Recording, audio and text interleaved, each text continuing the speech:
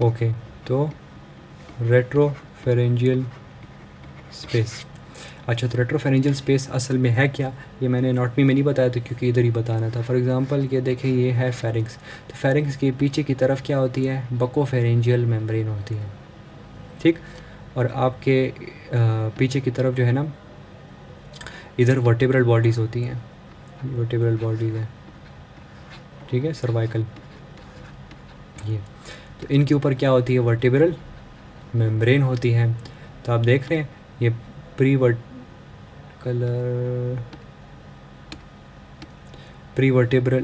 ये pre vertebral membrane और buccopharyngeal membrane, इसके बीच में ये स्पेस देख रहे हैं, दिस इज़ रेट्रोफेरेंजियल स्पेस, ठीक है।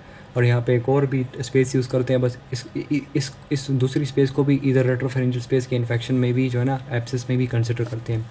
वो ये होती है कि ये पैर प्री वर्टेब्रल मेम्ब्रेन है और ये क्या है, ये वर्टेब्रे है, तो इन दोनों के बीच में ये वाली जगह, इसको कहते हैं प्री वर्टेब्रल स्पेस। तो इनको भी बस एज अ सेम ही कंसिडर करते हैं डिजीज़ जब होते हैं। अच्छा, अब यहाँ पर ये बात आ जाती है ना, चिल्ड्रन एंड एडल्ट्स।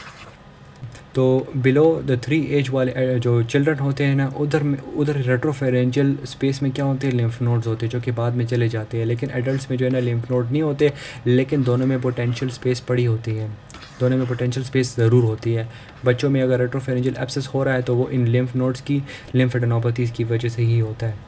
और जो एडल्ट में है, एडल्ट में जो है ना, आपको सिनेरियो आएगा कि पेशेंट है, ओल्ड है, उसने जो है ना फ़िश बोन स्वालो कर ली थी गलती से, ठीक है, फॉरेन बॉडी स्वालो कर दी और इसकी वजह से जो है ना पोस्टीरियर फेरेंजियल वॉल डैमेज हो गई है। तो ये वाली बात आई है, तो इसकी वजह से जो है ना रेट्रोफेरेंजियल स्पेस वाला इन्फेक्शन इसको हुआ है, ठीक। इधर जो है ना पोटेंशियल स्पेस है, यहाँ पे इस तरह इंजरी आ गई है, इंजरी के थ्रू इस तरह एब्सेस बनना शुरू हो जाएगा यहाँ पर, ठीक है। अब मैंने टॉर्टिकोलस वाली बात की थी, ये क्या थी, ये जो है ना जो पेरिटॉन्सिलर एब्सेस था उसमें ये था। अब आप ख़ुद सोचें कि जो है ना, ज़रा कलर चेंज कर लूँ मैं, अब आप ख़ुद सोचो ये क्या है, पोस्टीरियर फेरेंजियल वॉल है, तो मतलब इस तरफ जो है ना, यहाँ पर इस तरह पस प्रोड्यूस हुआ है। तो आप अपने गर्दन के पीछे हाथ रखें, जब गर्दन के पीछे यहाँ पर एब्सेस बन जाएगा तो आपका हेड किस तरफ जो है ना टर्न करेगा, ऑफ कोर्स पीछे की तरफ ना।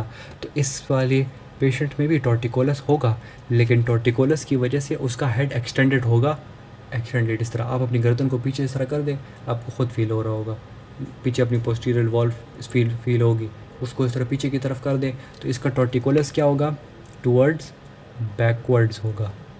समझ आ रही है ना, torticollis towards the affected side, left या राइट, तो इसको क्या है, पेरिटॉन्सिलर एब्सेस है।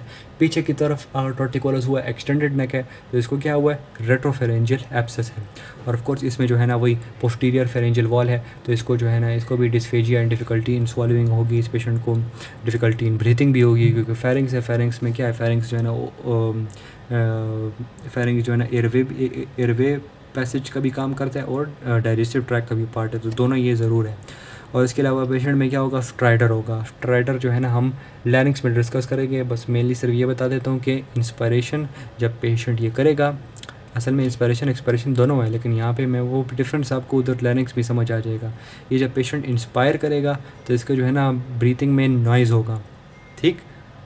अच्छा, और इस पेशेंट का जब आप जो है ना रेडियोग्राफी करेंगे, एक्सरे लैटरल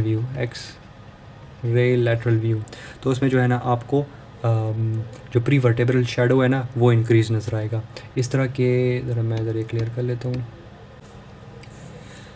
अच्छा, तो मैं क्या बता रहा था, प्री वर्टेब्रल शैडो बता रहा था। इसमें क्या है, हम जो है ना lateral view of the X ray करेंगे ऑफ द नेक, तो उसमें देखिए आपको इस तरह जो है ना, ये C2 वर्टेब्रे है, मैंने C2 1 नहीं बनाई क्योंकि वो इंपॉर्टेंट यहाँ पे नहीं है।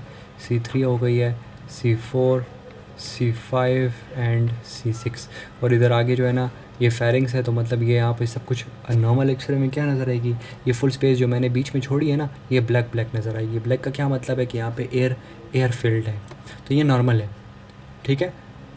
तो अगर यहाँ पे क्या होगा, प्री वर्टेब्रल शैडो आ जाएगा, तो प्री वर्टेब्रल शैडो इस तरह का जो है ना आ जाएगा, ये फुल वाइट अपीयर होगा। वाइट अपीयर हो रहा है तो मतलब यहाँ पे क्या है, यहाँ पे कोई ओपेसिटी हुई है by collection of some kind of fluid या एब्सेस या जो भी हुए, या फॉरेन बॉडी है जो भी है, जिसकी वजह से ये प्रीवर्टेबल शैडो आ जाएगा। अब हम कैसे एग्जामिन करेंगे, अब कैसे मतलब प्रूव करेंगे कि ये जो है ना किसी और कॉज की वजह से जो है ना ये रेट्रोफेरेंजियल सॉरी ये प्रीवर्टेबल शैडो है, या जो है ना रेट्रोफेरेंजियल एब्सेस की वजह से ही है। मेनली हम मेजरमेंट करते हैं, मेजरमेंट इस तरह के C2 और C6 मैंने जो है ना मेनली कहा है। C2 से जो है ना हम इस तरह मेजर करते हैं कि प्रीवर्टेबल शैडो कितना है। अगर ये 7 mm हो, या फिर ये C6 वाले लेवल पे जो है ना डिफरेंट एजेस पे डिपेंड करता है। अगर चिल्ड्रन है तो 14 mm फॉर चिल्ड्रन, और एडल्ट्स के लिए जो है ना वो जो है ना अबाउट 22 mm हो ये डिस्टेंस। जब ये हो तो फिर हम जो है ना श्योर हो जाएंगे कि ये क्या है, रेट्रोफेरेंजियल स्पेस का क्या हुआ, एब्सेस हुआ है, तो ये प्रीवर्टेबल शैडो उसी का है। इससे अगर कम हो, जैसे फॉर एग्जांपल इस तरह, अगर ये स्पेस इसी तरह हो, तो फिर ये जो है ना रेट्रोफेरेंजियल एब्सेस नहीं है। ठीक हो क्या? तो ट्रीटमेंट में क्या करेंगे हम, जो है ना इसको सिस्टेमिक एंटीबायोटिक्स देंगे, सिस्टेमिक एंटीबायोटिक्स देंगे। और यहाँ पे क्या हो रही थी, फेरिंग्स जो है ना ऑब्स्ट्रक्टेड था देखे, और तो ये जो है ना जो है ना वो फूड पैसेज हो रही है, और ना जो है ना एयर पैसेज हो रही है। तो इसमें क्या करेंगे हम, जो है ना इमरजेंसी ट्रैकियोस्टमी करेंगे, वो मैं आगे एक्सप्लेन कर दूंगा at the end of this chapter, at the end of this section full जो थ्रोट का है। ओके, और फिर इंसिजन क्या होगा, इसका जो है ना वर्टिकल इंसिजन दे देंगे, और फिर जो है ना इसकी ड्रेनेज करेगी इंट्राओरल ही, लेकिन इस साथ जो है ना सक्शन भी करनी है। सक्शन क्यों इंपॉर्टेंट है, क्योंकि यहाँ देखें यहाँ इस तरह फ्लूइड नीचे जा रहा है, ये एब्सेस वाला, तो नीचे जो है ना लंग्स में भी जा सकता है, जिसकी वजह से एस्पायरेशन नमूनिया भी हो सकता है। ठीक हो गया? तो this was about the retropharyngeal space. अब जो है ना नेक्स्ट लास्ट स्पेस रह गई, that is the parapharyngeal space.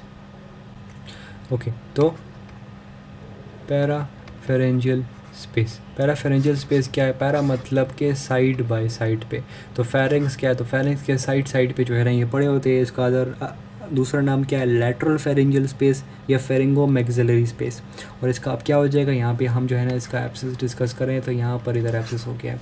और ये स्पेस लाई किधर करती है, बेस ऑफ द स्कल से लेकर जो है ना हायोइड बोन है वहाँ पर जो है ना लाई करती है। इसका बेस जो है ना बेस ऑफ द स्कल पे है, और इधर एपेक्स जो है ना, एपेक्स क्या कहते हैं, पॉइंटेड एरिया इस तरह टाइप का, वो जो है ना हायोइड बोन की तरफ है। अब इसकी जो है ना ट्रीटमेंट कैसे होगी, ट्रीटमेंट इसकी जो है ना बेसिकली वही सिस्टेमिक एंटीबायोटिक्स देंगे, ताकि जो एब्सेस जिस बैक्टीरिया की वजह से हुआ है वो जो है ना ट्रीट हो जाए। और इसके अलावा जो है ना यहाँ पर अब इंसिजन दे के ड्रेनेज भी करेंगे। इंसिजन ड्रेनेज इसकी क्या होती है, जनरल एनेस्थीसिया में करेंगे तो GA एक हो गया कि जनरल एनेस्थीसिया में पेशेंट को कर दिया है।